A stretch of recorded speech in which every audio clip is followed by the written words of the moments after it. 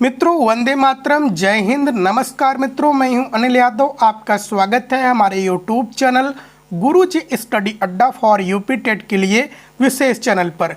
तो मित्रों UP TET के अंतर्गत हम लोग पिछले वीडियो में पारिस्थितिकी तंत्र के बारे में अध्ययन करे थे और पारिस्थितिकी तंत्र के प्रकार जिसमें प्राकृतिक और मानव निर्मित के बारे में अध्ययन कर चुके थे।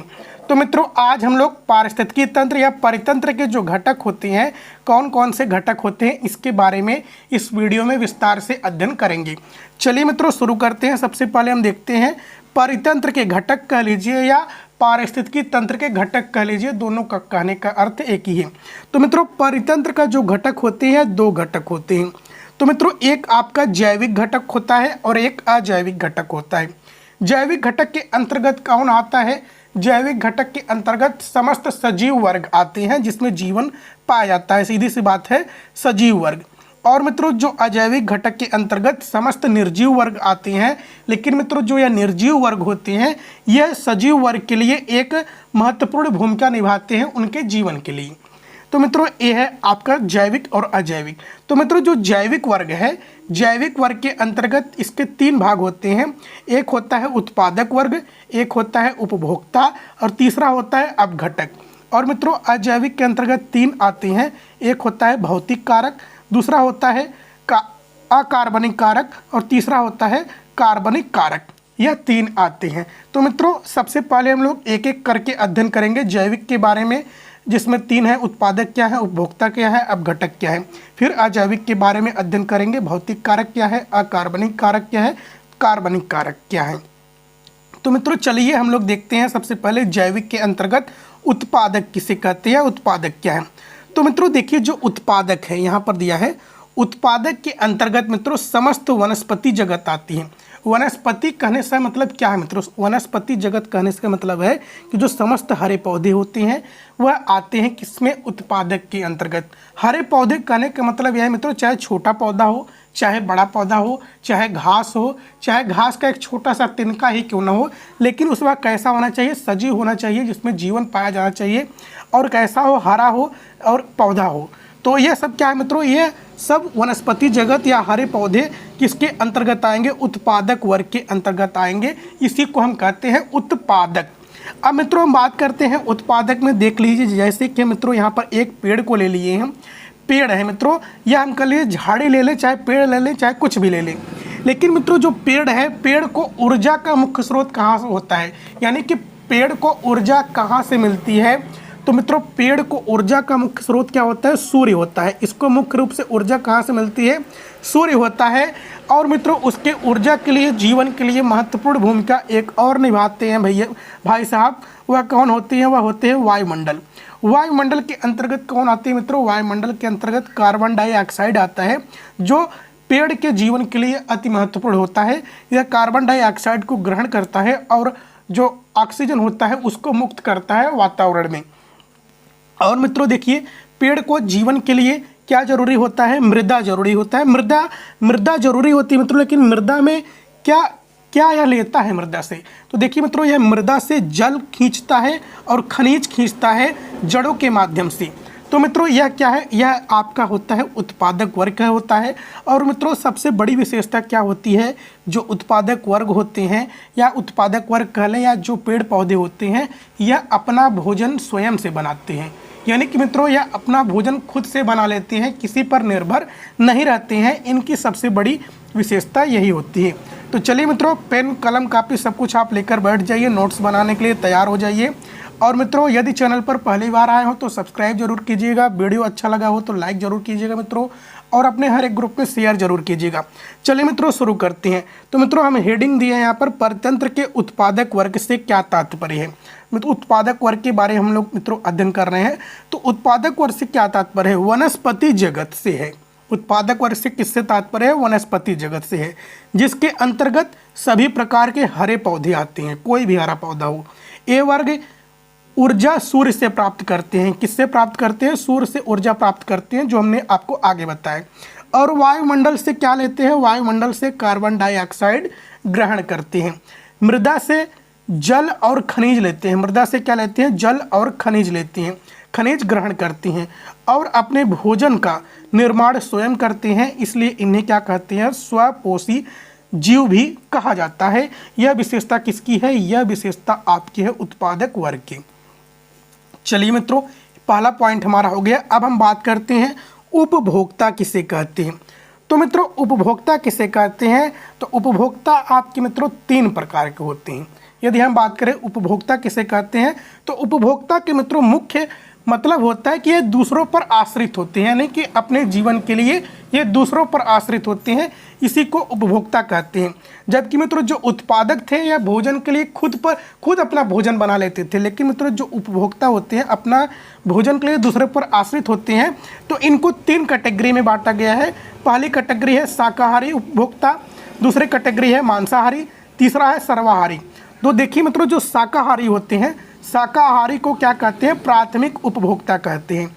और मित्रों जो मांसाहारी होते हैं, मांसाहारी को क्या कहते हैं, द्वितीयक उपभोक्ता कहते हैं।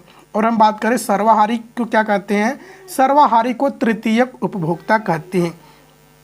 तो देखिए मित्रों जो प्राथमिक उपभोक्ता होता है, प्राथमिक उपभोक्ता का मुख्य भोजन क्या होता है, यह उत्पादक वर्ग को खाकर अपना जीवन व्यतीत करते हैं।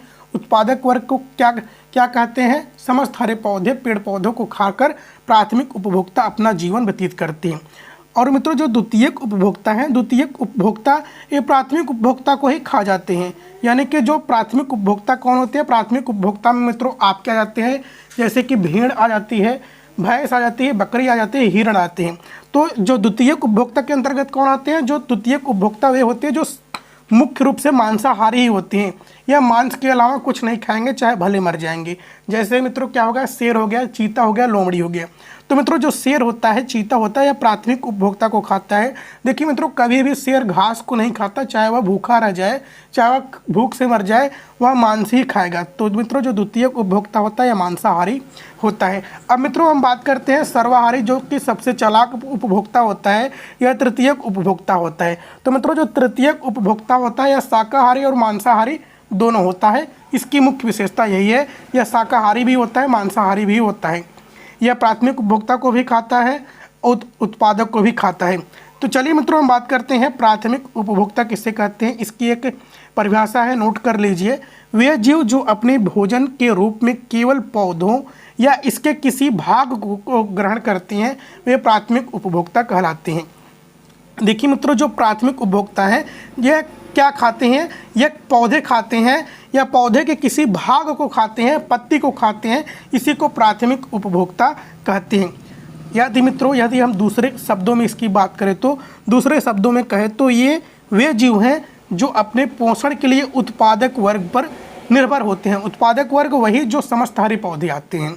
जैसे कि मित्रों क्या, गाय क्या खाती है, यह मित्रों वनस्पति खाती है, पेड़ पौधे खाती है, यानी कि उत्पादक वर्ग को खाती है। भैंस हो गया, बकरी हो गया, हिरण हो गया, यह सब मित्रों क्या खाते हैं, समस्त हरे पौधों को खाते हैं, उत्पादक वर्ग को खाते हैं। तो यह क्या है मित्रों, यह आपका है प्राथमिक उपभोक्ता। चलिए मित्रों हम बात करते हैं द्वितीयक उपभोक्ता।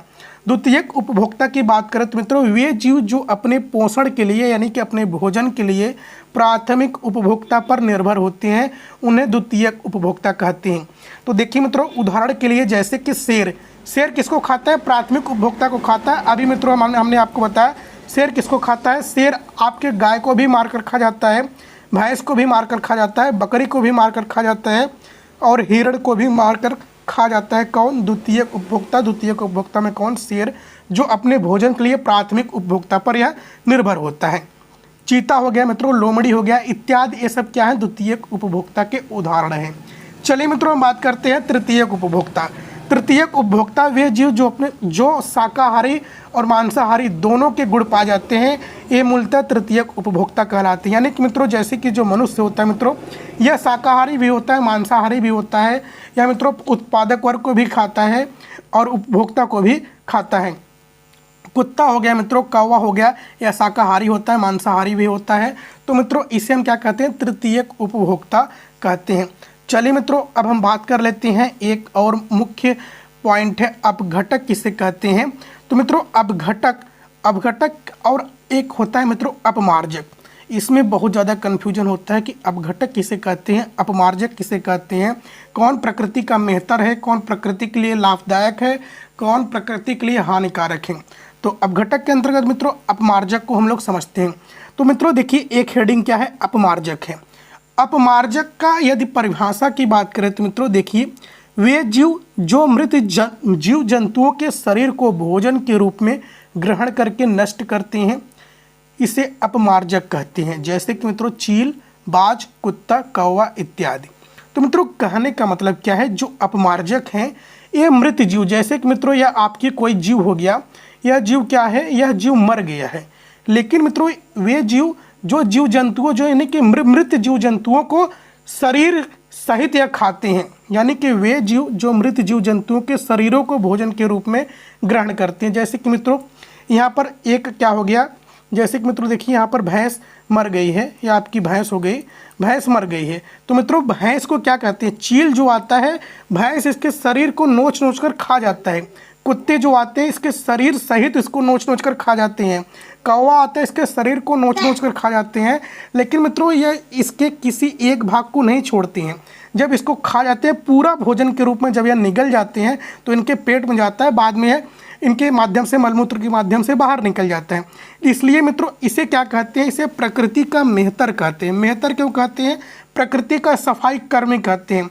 देखिए मित्रों जो यह भैंस मरी थी, भैंस मरने के बाद सड़ती गलती, बहुत दिन तक गंध आता, बहुत दूर तक इसका गंध जाता, वातावरण प्रदूषित होता, लेकिन मित्रों जो बाज है, कुत्ता है, चील है, यह सब क्या भैंस को शरीर सहित खा गई है। इसीलिए मित्रों इसे प्रकृति का मेहतर कहते हैं, प्रकृति का सफाई कर्मी कहते हैं। जब इसको शरीर सहित मृत जीव को खा जाते हैं तो इसका जो इसमें के अंतर्गत जो बैक्टीरिया वायरस होते हैं या वातावरण में मुक्त नहीं हो पाते हैं, इनके पेट में चले जाते हैं भोजन के रूप में। इसीलिए मित्रों अपमार्जक को क्या कहते हैं, प्रकृति का मेहतर कहते हैं, सफाई कर्मी कहते हैं। अब मित्रों देखिए एक आता है अपघटक। अपघटक को आगे देख लीजिए तो आपको समझ में आ जाएगा कि अपमार्जक और अपघटक में क्या अंतर होता है। तो मित्रों देखिए जो अपघटक होते हैं, एक सेकंड यहाँ पर, हाँ ये हो गया। तो मित्रों अपघटक की बात करें तो अपघटक को डीकम्पोजर कहते हैं, डीकम्पोजर कहते हैं मित्रों, जिसमें कवक शैवाल आते हैं और ये क्या करते हैं मित्रों, ये प्रदूषण फैलाते हैं।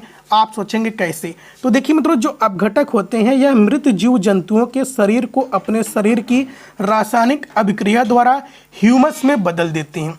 देखिए मित्रों जैसे कि भैंस जब मर जाती है, जैसे कि मित्रों यहाँ पर देखिए एक भैंस है, भैंस आपकी मर जाती है, तो मरने के बाद कुछ दिन में मित्रों यहाँ पर इसके शरीर में क्या घुस जाते हैं मित्रों, यहाँ से इसके शरीर में कवक शैवाल घुस जाते हैं और इसके शरीर को फुलाना शुरू कर देते हैं, रासायनिक अभिक्रिया में बदलना शुरू कर देते हैं। शरीर सबसे पहले फूल, इसमें जब कवक शैवाल जीवाणु विषाणु सब कुछ घुसते हैं तो इसका शरीर फूलना धीरे धीरे स्टार्ट होती है। फूलना शुरू जब स्टार्ट होती है तो इसके शरीर से गंध निकलना स्टार्ट होता है। जो गंध निकलती है यह वातावरण में बहुत बेकार गंध होती है, बहुत ज़्यादा महकती है, और मित्रों इससे क्या होता है, पर्यावरण आपका प्रदूषित होता है। तो इसलिए मित्रों इसे क्या कहते हैं, प्रकृति का मेहतर इसे नहीं कहते हैं, ये प्रदूषण फैलाने वाले होते हैं। इसे क्या कहते हैं, डीकम्पोजर कहते हैं। और इसके अंतर्गत मित्रों मुख्य रूप से कवक शैवाल इसकी भूमिका निभाते हैं और ये प्रदूषण फैलाते हैं। तो देखिए मित्रों यहाँ पर लिखा हुआ है ये पर्यावरण में प्रदूषण फैलाते हैं, इसलिए इनकी भूमिका पर्यावरण में कैसी मानी जाती है, नकारात्मक मानी जाती है। किसकी मानी जाती है, अपघटक वर्ग की। तो मित्रों हम इस वीडियो में पढ़ चुके हैं, क्या पढ़ चुके हैं, उत्पादक पढ़ चुके, उपभोक्ता पढ़ चुके, अपघटक पढ़ चुके, अपमार्जक पढ़ चुके। तो मित्रों अगले वीडियो में हम आपको अजैविक के अंतर्गत जो भी बातें रहेंगी, कार्बनिक अकार्बनिक के बारे में हम आपको बता देंगे। तो मित्रों इस वीडियो में हम इतना ही पढ़ाएंगे। तो मित्रों यदि वीडियो अच्छा लगा हो तो लाइक कीजिएगा, चैनल पर पहली बार विजिट किए हो तो सब्सक्राइब कीजिएगा। जय हिंद, जय भारत।